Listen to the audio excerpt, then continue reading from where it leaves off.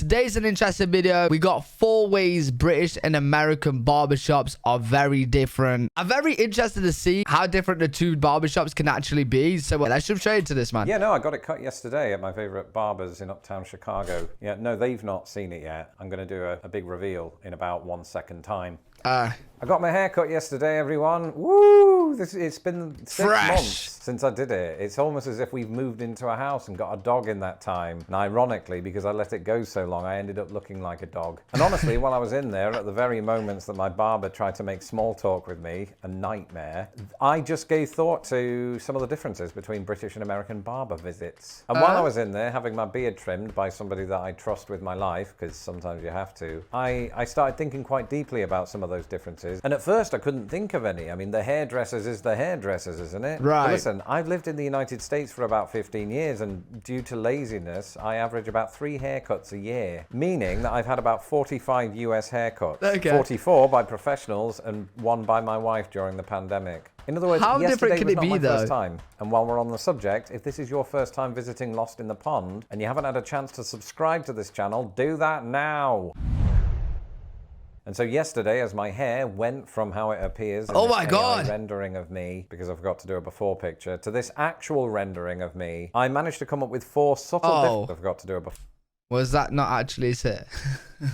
I thought that was a sit. Before picture. To this actual rendering of me, I managed to come up with 4 subtle differences between British and American barber visits. Now, for my non-male audience, just a heads up that a lot of these things are going to be quite male-centric because I'm both male and centric. But I do think there are some tidbits, to use the American spelling, for everyone. So let's pull out the scissors and get stuck in, not literally.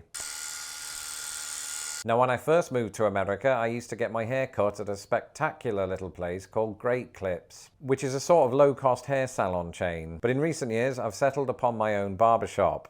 Not my own barbershop. I don't own it. This is just a barbershop here in Chicago that I like. And while it is my third favorite place in the whole of Chicago, there was something I noticed about it the very moment that I made a booking. It was the cost. It sort of seemed like things were a bit more pricey here than they would be back in Britain. But then I thought about it. I was like, well, we do live in Chicago, which obviously makes me go high pitch for no reason. And therefore, you know, things will be a bit on the higher side. So I looked this up. The average cost for a male haircut in the United States is about $30. And weirdly, my wife thinks that's cheap. She doesn't know how. $30.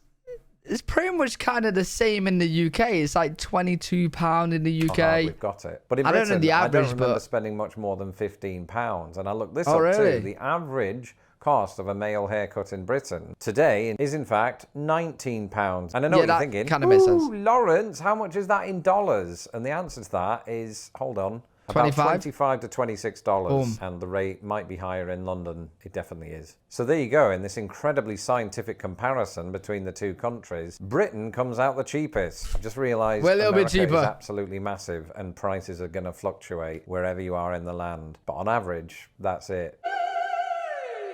Ah yes, my old friend, words and terminology, because when it comes to things that were lost in the pond, words and terminology are usually at the top of the list, and the same is true right here when it comes to the hairdressers. As a matter of fact, that there is an example. Whereas both countries have the profession of a hairdresser, in Britain we refer to the actual physical place where you get your hair cut as the hairdressers. And as far as I can tell, Americans don't typically use that word in this context. Instead they might say the salon. Oh, okay.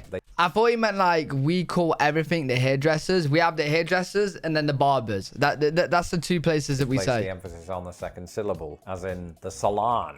Salon. Cilantro. It sounds like cilantro. Now, sadly, my hair is long since too receded to ask my barber to apply the next word to my haircut, because that next word is fringe, as in the hair that comes down to here. In America, those are known as bangs. Oh, and you know I thought bangs was like our curtains. So when you have like hair going down like a curtain, kind of. I thought they were bangs. Oh, bangs is fringe. Metallic things that keep your hair in place that my wife always leaves on the bathroom floor. She refers to those as bobby pins. Not me. I call that a Kirby grip when I have to talk about hair accessories. Same with a hair slide. Americans call this a barrette, apparently. Both countries will call a headband, but British people might sometimes refer to it as an Alice band, after the headband worn by Alice. Okay, I've never heard hair slide. I don't know what a hair slide is. And I've never heard anyone call it an Alice band. It's in Wonderland, that all rhymes. And what Americans call a hair tie, in other words, those elastic things that you often find down the back of the sofa.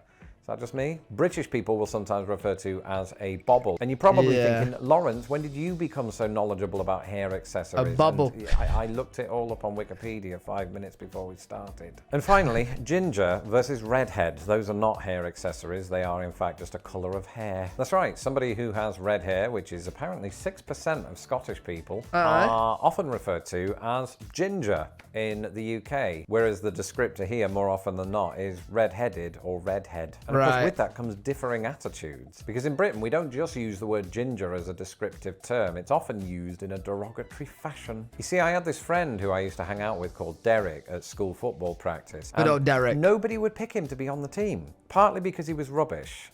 And also because it was ginger. You know, people have been physically attacked in Britain for having red hair. In America, this prejudice doesn't seem to exist because it's just someone's hair colour. What are we doing? Who decided that this was a thing? And I don't have the answer to that. But what I can tell you is that this weird association goes back a long time. As long ago as 1885, the English novelist Wilkie Collins wrote, "The prejudice against habitual silence among the lower order of the people is almost as inveterate as the prejudice against red hair."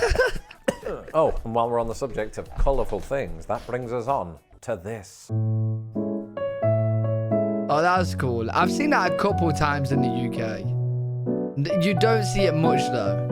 Red, white and blue. Many know these as the colours that comprise the national flags of both Britain and... Oh my God, I never thought of it like that. But I've seen that in the UK, the spiral thing. So technically, they're spiraling the US flag. and America. But they also make up the twirling stripes on a barber's pole. Appropriate then that barber poles can be found outside of establishments in either country, leading Uncle Toby to type, "But Lawrence, this video is about differences, not similarities."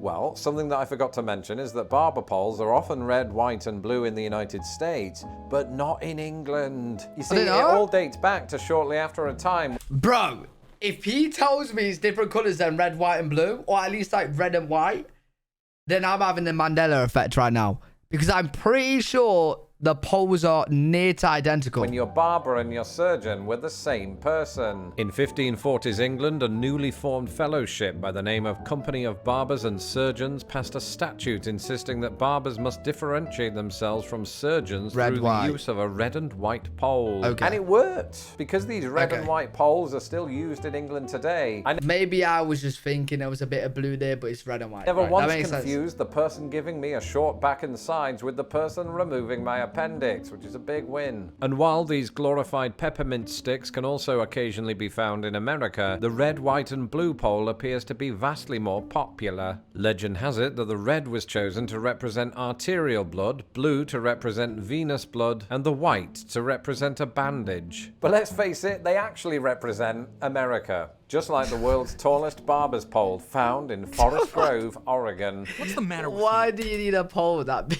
And finally, the small talk. And anybody that knows me knows that I don't do particularly well in this area. Wait, small talk is big in UK? Because I only got my hair cut in the first place because in about 10 minutes time I'm about to go live on Australian TV. In fact, by the time this video goes out, it will have already happened, hence what you're seeing there. But small talk at the barbers is something that I've always struggled with. You know the kind of thing. So you're having a nice weekend and you have to think about it a little bit, because if you say no, then that invites more conversation and drama. So you end up saying, yeah, not bad. And when I lived in England, I feel like this social reticence at the barbers, as well as other elements of public life, was just a part of our culture. In America, it does exist, but not on the same level. Like, for instance, when I visited yesterday, it was a really lively and bustling place. And this is because not only were the customers and the barbers having back and forth conversations, but the other barbers and customers were joining in with my conversation, which in a way was useful because it took the pressure off me and I could just sit. You know what?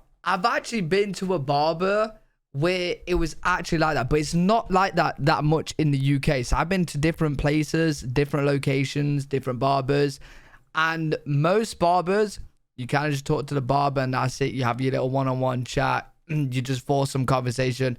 But there is this one barber that I've been to recently and quite a few times, and the whole place just talks. I'm pretty sure last time I went there, they was doing like a game show. Like they got it playing from the speakers and we was all answering questions at the game show. I don't know. It was like pub quiz or something. But yeah, it was actually pretty good. I can't lie. It was better than small talk. There and mentally plan this video, so everyone's a winner. Except one guy, and this is a true story, who turned up, saw that the barbers had left dog treats outside for doggies, and stole them. He ran up the road and one of the barbers chased after him and got it back. It was the most dramatic thing I've seen in a barbershop since Shawn Michaels turned on Marty Jannetty. About 4 people are going to get that reference. Anyway, I've just remembered that my barber is aware of this channel, so there's a good chance that he is watching. So if you are, everything that I've just said was a joke for the purposes of humour. And you are in fact a very good barber with a veritable array of conversational implements. I have no idea what that meant. But that's it for this episode. Let me know in the comments below if you've ever had a haircut and what it was like. If you've ever had a haircut. Yo, this guy, man, this guy's too much. You can follow me on social media. Yo, anyone watching this video, if you guys have had a haircut before, and what was it like, dude? What was it like? The link's in my description. And if you haven't yet seen my first ever live TV interview, do that now. Oh, that's gonna be cool. These videos are made possible by my patrons. Pretty cool. But really good video. Hopefully you guys enjoyed it as well. If you guys did enjoy, make sure you leave a thumbs up, subscribe for more content. I'll see you all in the next one. Peace.